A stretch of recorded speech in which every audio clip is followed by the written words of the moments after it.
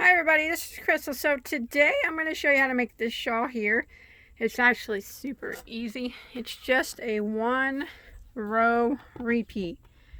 It makes kind of a cool texture, and it really don't get much easier than a 1-row repeat, but you do need to know how to do a front post double crochet. So let's go ahead and get started on this. But before we get started, let me give you a quick measure of the shawl. Now remember, you can do the shawl as big or as small as you'd like. So from at the top down to the point, it measures approximately 28 inches. And then across from one side to the other, it's about 56 inches. Okay, so 56 across. And remember though, you can add more or less rows if you want. So let's go ahead and get started on this. Okay, for this project, I am using Loops and Threads Waterford Big. This comes from Michaels. It comes from Michaels.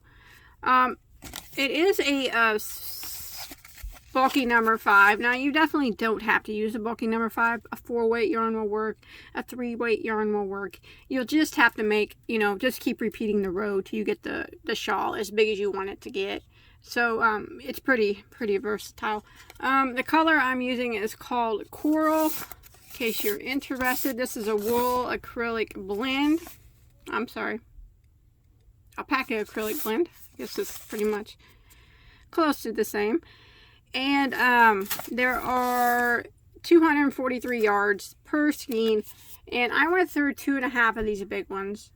2.5 of these, the bulky 5. So if you use like a 4-weight or a 3-weight, you'll need more yarn in that. Or if you want to make your shawl bigger than mine, you'll need more yarn. But that's approximately how much I use. And this is what it looks like. It's thick and it's really pretty yarn. But remember, you definitely don't have to use this yarn. And then I'm going to be using a size J, which is a 6mm crochet hook. And like I said, this is super easy. And it won't take long to show you. Go ahead and start off with a slip knot on our hook. And then we're going to work a chain of 4. And then we will slip stitch into our first chain here to form a ring. Now we're going to chain 1. Now that chain 1 does not count as a stitch, okay? Now we're going to work 4 double crochets through the center of the ring. So there's 1, 2, 3, and 4. Now we're going to chain 2. That chain 2 is going to act as that bottom point of our poncho, or of our shawl. I'm sorry if I say poncho. The bottom point of our shawl. Now we're going to go back into the ring again, and we're going to work 4 more double crochets.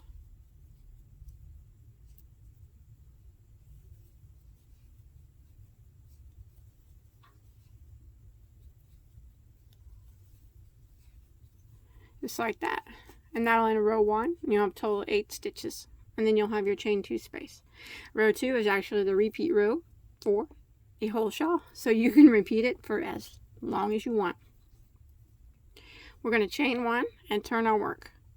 And we're going to start off by putting 3 double crochets into the very first stitch. Oops. Sorry about that. There's 1, 2, and 3. Now the next stitch we are going to do a front post double crochet around the stitch. So you go around the next stitch, the post of it, and then do the front post double. And now we are going to do a regular double crochet into the top of the next stitch. Like that. And then we're going to do a front post double crochet around the next stitch. And you would just keep repeating that front post double crochet, until you get to your chain 2 space, the point of your poncho. This is the alpaca hair. I don't want you to think there's cat hair all over my project. It's not. That's just what alpaca looks like. It's got hair in it. So I don't want you to be like, ooh, cat hair. Okay, so once you get to the chain 2 space, go ahead and work 2 double crochets. This is what we always work in the chain 2 space. 2 doubles, a chain 2, and 2 more doubles. Like that. Now, since we ended right over here with a front post double crochet, we want to start right here with a front post double crochet. And then we do a double crochet. And then we do a front post double crochet. And you repeat that until you get to the end of the row. And when you get to the last stitch, you want to put 3 double crochets into the last stitch.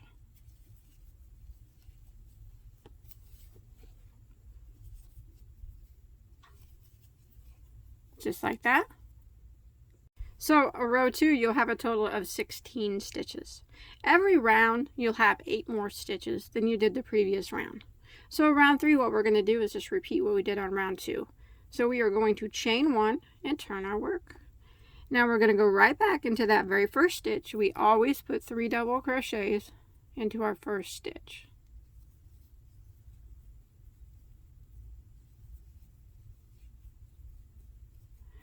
And then the next stitch, we are going to do a front post double crochet. And then a double crochet into the next stitch. And the next stitch will be a front post double crochet. And if you look, you can see, if you flip it over, we're working on the front post double crochet of the stitch from the previous row. But we're not going to make them line up. We're not going to do a back post and make it line up. We're just going to do a front post double crochet around that stitch. It's always front post double crochets. And then a regular double crochet. Front post double. And a regular double. And your last stitch here before the chain 2 space should always be a front post double crochet. Like that. And then when you get in your chain 2 space, we're going to do what we always do. We're going to work 2 double crochets, chain 2, and 2 double crochets. Like that. And then we're always going to start out again with a front post double crochet on this side. And then a regular double crochet. And then a front post double crochet around the next stitch. And then a regular double. Sometimes you got to look to find that front post double because it's kind of hidden in the back, but you got to go around that front post double crochet.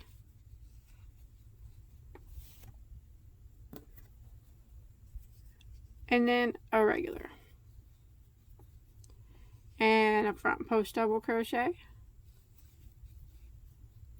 And then the last stitch here, you want to go ahead and put 3 double crochets into the last stitch. And you'll have 8 more stitches than you did the previous round. So you should have a total of 24 stitches now. And that's it, actually. That's it. It's super easy. And you just keep repeating that back and forth rows until you get the shawl as big as you want it to be. Remember, you do not have to use the bulky 5 like I did. You can use a 4 weight. You can use a 3 weight. The way the pattern looks is going to look the same. It's just if you use a smaller weight yarn, it's going to take more yarn and you'll have to do a lot more rows to get it, whatever size you want it to be. So we're just going to repeat it again. Chain 1 and turn. 3 doubles into the very first stitch.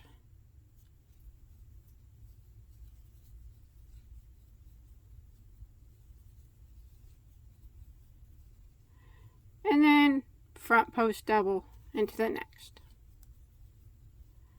And then we double crochet into the next. And front post double.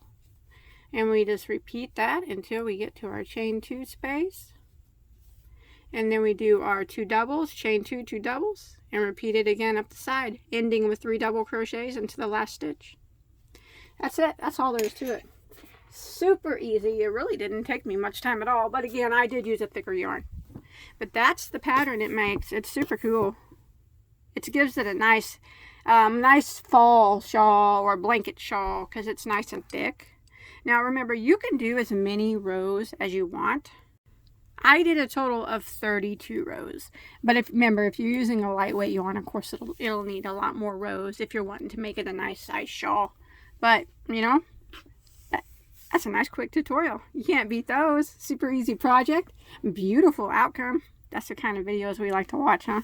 So, if you make this, I'd really, really like to see a picture of it. You can post a picture of this or any of my items that you make on my Bagoday Crochet Facebook fan page. I'll put a link to that below in the description box.